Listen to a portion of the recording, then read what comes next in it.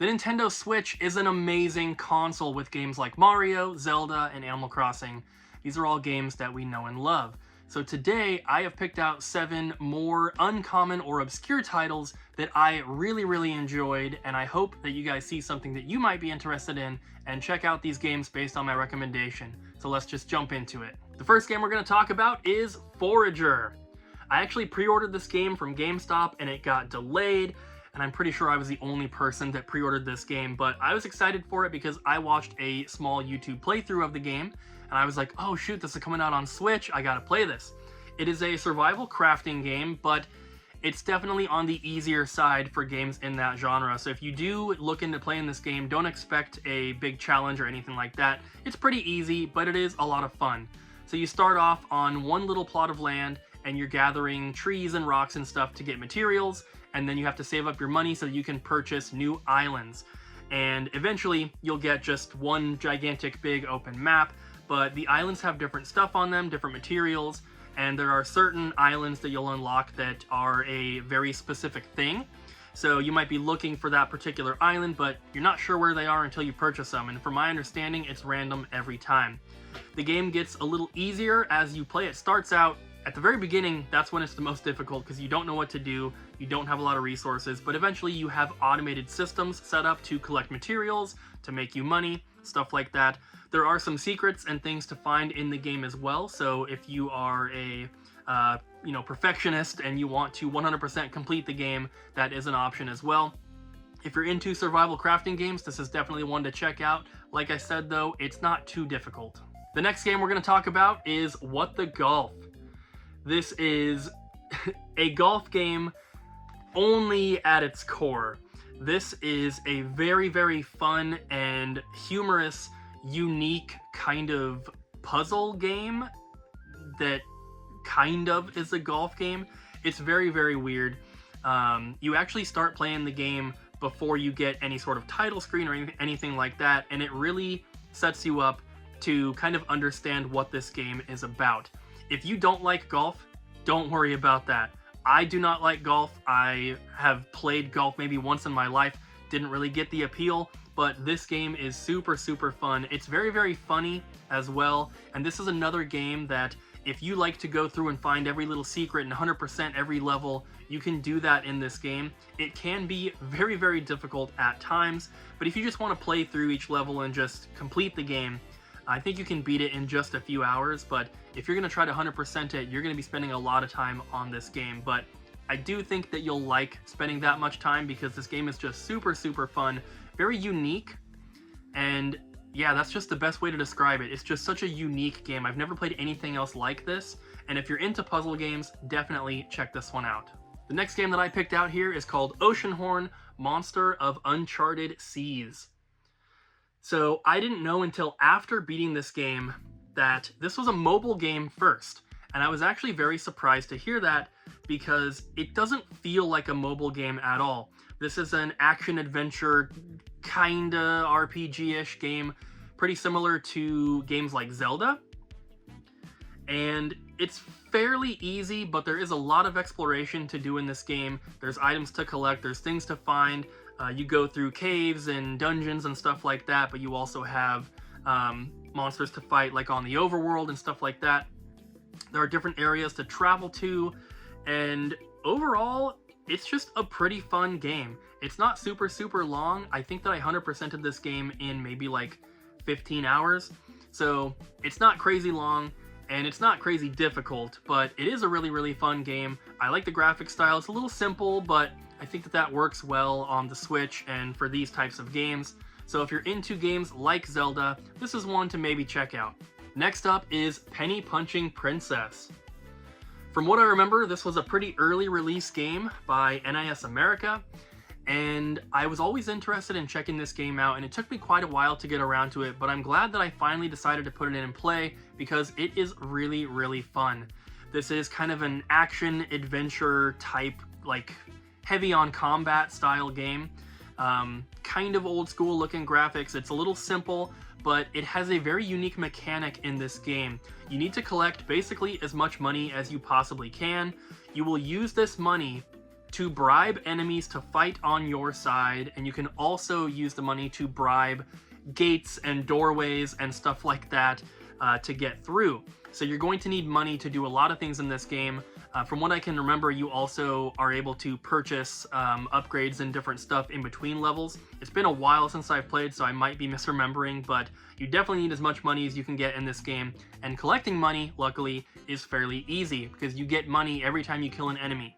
And at some points in the game, there are tons of enemies on screen, so you should have no shortage in cash. Very, very fun game though. Little fast-paced combat sometimes. Some of these sections you kind of get locked in when there's a battle to do, and you can't continue till you defeat all the enemies in that area. There are levels to complete, so it's not just, you know, one endless thing. There's good stopping points, but definitely a fun game, and I would highly recommend this one. This is probably the most unique game on this list, and that is Kingdom New Lands. So this is a game that I had never heard of, and I was just randomly pulling games off my shelf and just popping them in to see what they were like. This is a game that when I did that, I ended up playing it all day long without taking any breaks, and I only played it that one time, but it left a very big impression on me. This game is a 2D kind of side-scroller, if you want to call it that, but you do kind of just go back and forth, and you are a king. You're on a horse, and you are basically trying to build up your little village with all your people. And it is incredibly difficult. I'm sure if I were to continue playing this game, I would probably get really good at it, but being a newbie jumping in for the first time, I found it very, very difficult, and I had to start over plenty of times. But I think that that's kind of normal with games like these. From my understanding, this is the kind of game where you just try to go as long as you can. I don't think there is an actual end. I could be wrong about that. I did not look it up, but this is the kind of game where you need money to build up your farms. You have to have walls to protect your kingdom, because every time a blood moon rises at night, you are going to be attacked by hordes of monsters. So you have to make sure that you have enough defenses up. You can get like archers and stuff like that. But what I found to be the most difficult when I was playing was that I either didn't have enough money or I didn't have enough food. The more people you have in your village, the more food you need, and the more money you need to build up defenses and build up your farms and do all this kind of stuff. And you can expand out. You kind of start in the center and your kingdom expands outward from there. So very, very fun game, but very, very difficult. If it looks fun, I would definitely check it out because this is one of the more unique games that I've played recently. This next one is one of the first Nintendo Switch games I ever beat, and that is Steamworld Dig 2. I was not familiar with this game at all when I first jumped in. I had never heard of the Steamworld franchise. There are a few games in it, and this is a very, very fun kind of mining, exploration, action-adventure type game. So it is 2D, but you go up, down, left, and right. There's all these different biomes to explore. There are boss battles, and you're doing a lot of mining, so there's a lot of exploration and a lot of, like, you know, finding hidden treasure chests and stuff like that. It's a very, very fun game. It wasn't super, super long, but I did really enjoy it. Like I said, it was one of the first Switch games that I actually played through and beat. And this is Steamworld Dig 2. They also released Steamworld Dig 1 on the Switch, but that one came out after this one, which is kind of interesting. I'm sure it was on a different platform at first. I haven't played that one, but Steamworld Dig 2, very, very fun. If you are into games like Minecraft or even like Legend of Zelda, I guess, it's kind of similar to both. Lots of mining, like I said, and there's kind of like an overworld or like an above ground kind of town that you go back to. But eventually you'll have the entire map cleared out. So it starts with everything being filled in with dirt. So the longer you play, the more you'll have uncovered. And then at that point, once you're done kind of mining, then it's kind of just the exploration, killing enemies, fighting bosses type of game. But very, very fun. And the last one that I picked out for this video is probably the least obscure because this is a Nintendo property, and that is Advance Wars. In particular, I played the first game on here. I started the second one after beating the first game, but I didn't get super far into it. Although, from what I played of the second game, it seemed to really improve upon everything from the first game. But very, very fun. This is a remake of the Game Boy Advance games, and I'm not huge into handheld gaming. I never really have been. So I didn't play the original Advance Wars 1 and 2 were on Game Boy Advance. There was also one on the DS. I never played them. And I never really had any exposure to strategy games when I was a kid. So I've been playing more and more over the years and realizing that I really, really enjoy this genre. And this is a military style strategy game. And that, at least to me, sounds like it would be a turnoff, but this is a Nintendo game. So you have to keep in mind it has that cartoon look to it. It's got really good cartoon style voice acting, and it's a really, really fun game. I'm super glad that I decided to try this out, and I'm really happy that they put it on the Switch, because the chances of me going back and playing it on the Game Boy Advance are honestly pretty slim, but playing it on the Switch was awesome. I really, really like this game. I love all of the different like tanks and like aircraft and stuff that you get.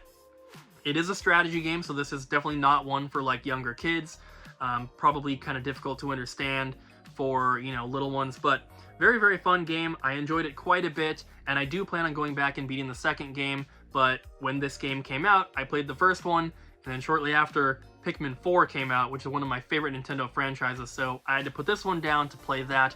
But if you're into strategy games, and I've only played a few, but this is the best strategy game that I've ever played, even though I've only played a couple. But I think it's really, really fun, and if you're into those types of games, I can't recommend it enough. So I have a massive Nintendo Switch collection. If you guys haven't seen, I uploaded a video on the channel going over all my Switch stuff and talking about it. And I like collecting, obviously, but I like to play my games as well. And a lot of these games, I had no idea what they were when I decided to play them. I just randomly pulled them off the shelf and gave them a try, ended up liking them. So it's really, really fun to have a collection like I do so that I can do this type of stuff.